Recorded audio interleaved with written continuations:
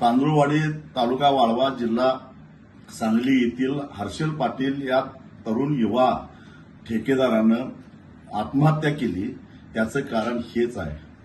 हे जे गावागावातले सुशिक्षित बेरोजगार ज्यांना नोकऱ्या मिळत नाहीत म्हणून मोठ्या आशेनं अशा प्रकारची कामं घेतात, त्यांच्या आयुष्याची वाताहत अशा पद्धतीनं झाली आहे। देवेंद्रजी, एकनाथजी आणि अजितदादा, तुम्ही तिघांनी मिळून या हर्षल पाटीलच्या पत्नीचं कुंकू पुसलेलं आहे आणि असे अजून किती हर्षल पाटील होणार आहेत मला माहित नाही, पण याचं पाप तुम्हाला लागणार आहे, लक्षात ठेवा।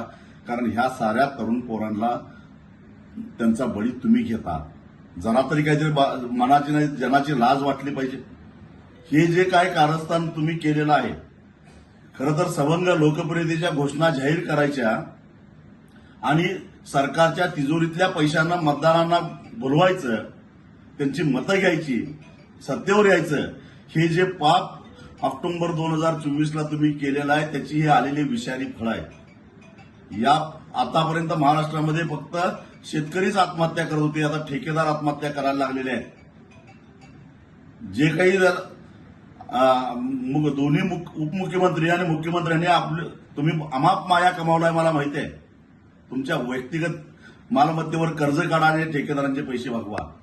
अरे 35 वर्षाचा तरुण पोरगा तुमच्याकडे खेटे घालून घालून खाजगी सावकाराचे व्याज देऊन देऊन दमला।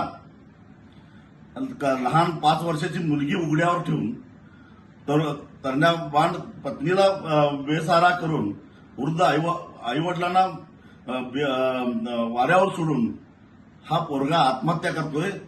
जरा तरी तुमच्या हृदयाला पाझर फुटत नाही काय? आणि असे अजून किती हर्षल पाटलांचा तुम्ही बळी घेणार आहात? अजितदादा, एकनाथराव शिंदे आणि देवेंद्र फडणवीस, महाराष्ट्राला याचं तुम्हाला उत्तर द्यावं लागेल।